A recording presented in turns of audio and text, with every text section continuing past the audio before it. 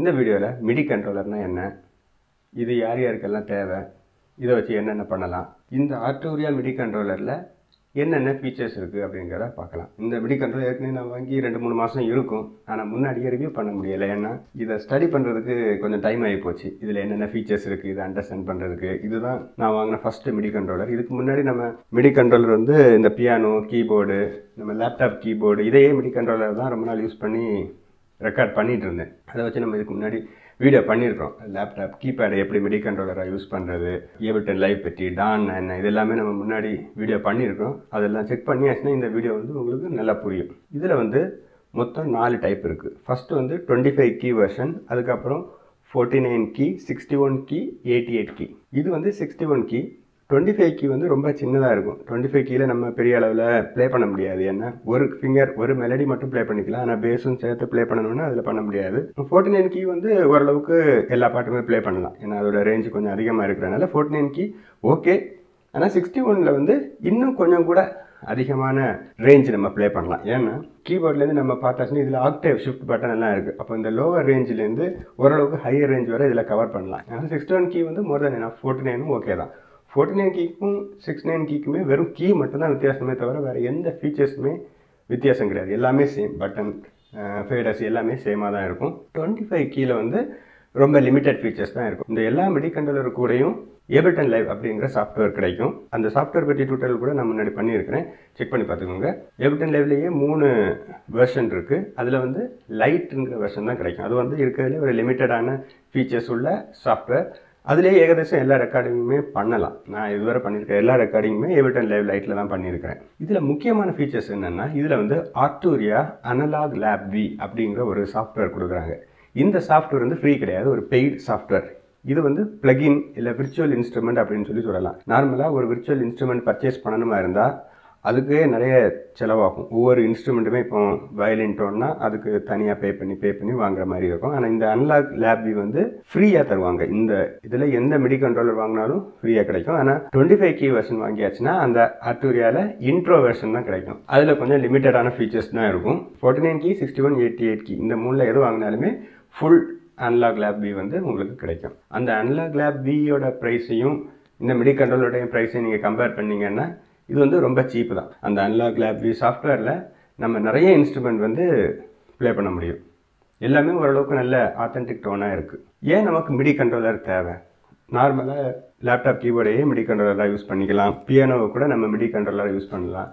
எதுக்கு டெடிக்கேட்டாக ஒரு midi controller தேவை அப்படின்னு பார்த்தீங்கன்னா, ஆரம்பத்தில் நான் வந்து இந்த கீபோர்டு தான், லேப்டாப்போட கீபேடை தான் மிடி கண்ட்ரோலராக யூஸ் பண்ணிகிட்டு இருந்தேன். அப்போ நமக்கு வந்து இப்போ சிடி, இஎஃப்ஜி இந்த மாதிரி நம்ம ஒரு ப்ரோக்ரஷன் ப்ளே பண்ணுறோன்னா ஷார்ப் நோட்டு, கார்ட்ஸு இந்த மாதிரி ஓரளவுக்கு ஒரு அட்வான்ஸ்டு ப்ரோக்ரஷன் வந்து ப்ளே பண்ண முடியாது.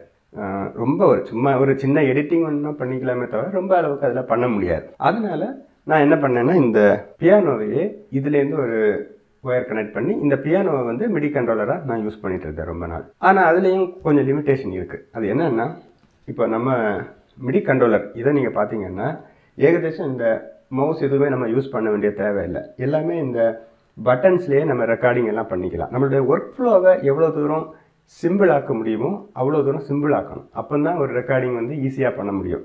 இதையே மவுஸ் வச்சு கூட நீங்கள் ஒரு பாட்டு பேட்டர்ன் கிரியேட் பண்ணலாம். அதில் ரொம்ப கஷ்டம், ரொம்ப காம்ப்ளிகேட்டட் ப்ராசஸ். இதையே நீங்கள் யூஸ் பண்ணாலும் ரொம்ப காம்ப்ளிகேட்டட். அப்போ இதை விட கொஞ்சம் ஈஸியாக நம்ம ரெக்கார்ட் பண்ணுறதுக்கு என்ன சொல்யூஷன் அப்படின்னு பார்த்தாச்சுன்னா இந்த பியானோவில் நம்ம பண்ணலாம். பியானோவில் நான் சொன்ன மாதிரி இந்த கண்ட்ரோல்ஸ் எல்லாம் அவ்வளோ ஈஸியாக பண்ண முடியாது.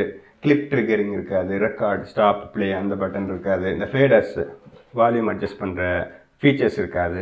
இப்போ அந்த ஃபீச்சர்ஸ் எல்லாமே இந்த மிடி கண்ட்ரோலரை கொண்டு வந்திருக்காங்க. அப்போ வந்து நம்மளுடைய ரெக்கார்டிங் ஒர்க் ஃப்ளோ வந்து ஈஸியாக இருக்கும். அதுக்காக தான் மெயினாக இந்த மிடி கண்ட்ரோலர் யூஸ் ஆகுது. இன்னொன்று இந்த அன்லாக் லேப் வி சாஃப்ட்வேர். இந்த சாஃப்ட்வேரை வந்து இந்த ப்ரோக்ராம் மோட் அப்படின்னு சொல்லி கொடுத்துருக்காங்க. இந்த ப்ரோக்ராம் மோட் கிளிக் பண்ணிங்கன்னா ஃபஸ்ட்டு எந்த டாவோட நீங்கள் கனெக்ட் பண்ணியிருக்கீங்க. இப்போ இதுக்கு வந்து ஏபிள்டன் லைவ் இருக்கிறனால ஏபிள்டன் லைவை ஆட்டோமேட்டிக்காக இது ரெக்கக்னைஸ் பண்ணிடும். நீங்கள் வேறு ஏதாவது சாஃப்ட்வேர் வச்சுருந்தாலுமே அதை வந்து ஆட்டோமேட்டிக்காக இது ரெக்கக்னைஸ் பண்ணிடும். ஆரம்பத்தில் என்னுடைய ஏபிள்டன் லைவ் வந்து அப்டேட் பண்ணாமல் இருந்தது. அதனால் இது கரெக்டாக இதில் மேப் ஆகலை. இந்த ஏபிள்டன் லைவோட அதை அப்டேட் பண்ண பிறகு இது ஆட்டோமேட்டிக்காக மேப் ஆகிட்டு வேறு மிடி கண்ட்ரோலர் நான் யூஸ் பண்ணாதனால என்னால் கம்பேரிசன் சொல்ல முடியலை வேறு கண்ட்ரோலருக்கும் இதுக்கும் என்ன வித்தியாசம்னு.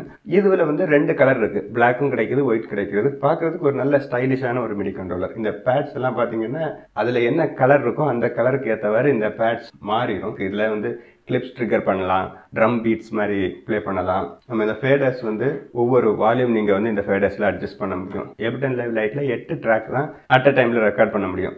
இதில் வந்து 9 எண்ணம் இருக்குது.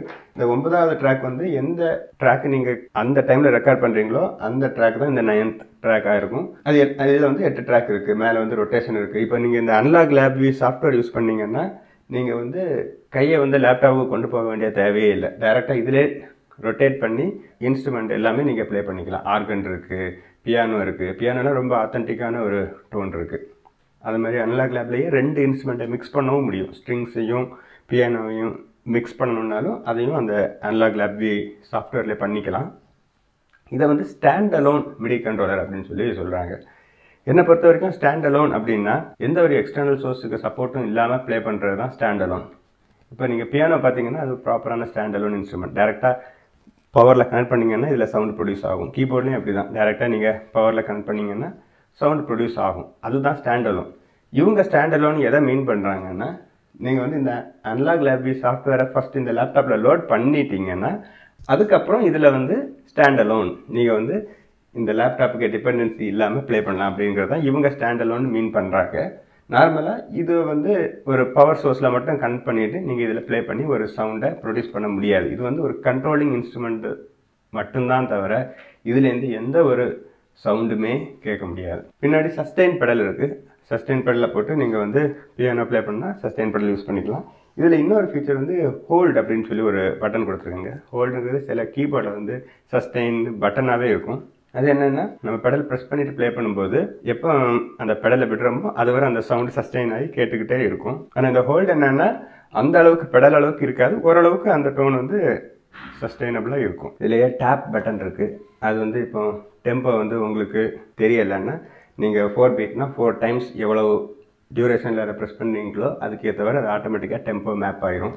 ஃபேடர்ஸுக்கு மேலே இருக்கிற இந்த நாபுமே அதே மாதிரி தான். நீங்கள் இந்த நாபு எல்லாமே வந்து ஆர்டூரியா அனலாக் லேப் அப்படிங்கிற சாஃப்ட்வேரில் வந்து ரொம்ப ப்ராப்பராக ஒர்க் ஆகும். அதில் வந்து ஒவ்வொரு ட்ராக்குக்குள்ள வால்யூமையும் இதில் இண்டிவிஜுவலாக மூவ் பண்ணிக்கலாம். அதுமாதிரி நீங்கள் ஆர்கன் செட் பண்ணிங்கன்னா ஆர்கனுடைய ட்ரா பார்ஸுக்கு லென்த் எல்லாமே இதில் நீங்கள் அட்ஜஸ்ட் பண்ணிக்கலாம். இல்லை இன்னொன்று நீங்கள் எவ்வளோ அட்ஜஸ்ட் பண்ணியிருக்கிறீங்கன்னு ஆட்டோமேட்டிக்காக இந்த ஸ்க்ரீனில் காட்டும். அதுக்கப்புறம் இதில் Octave shift, Octave plus minus இருக்குது, டிரான்ஸ்போஸ் இருக்குது.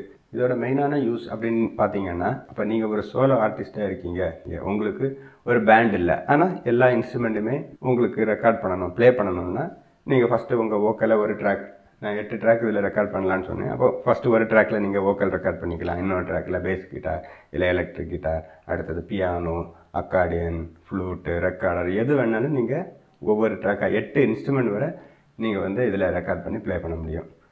மேஜரான பாயிண்ட்ஸ் எல்லாம் கவர் பண்ணிட்டேன்னு நினைக்கிறேன். இதில் ஏதாவது டவுட் இருந்தாச்சுன்னா நீங்கள் கமெண்ட் பண்ணுங்கள். இந்த வீடியோ அவ்வளோதான். அடுத்த வீடியோவில் பார்க்கலாம்.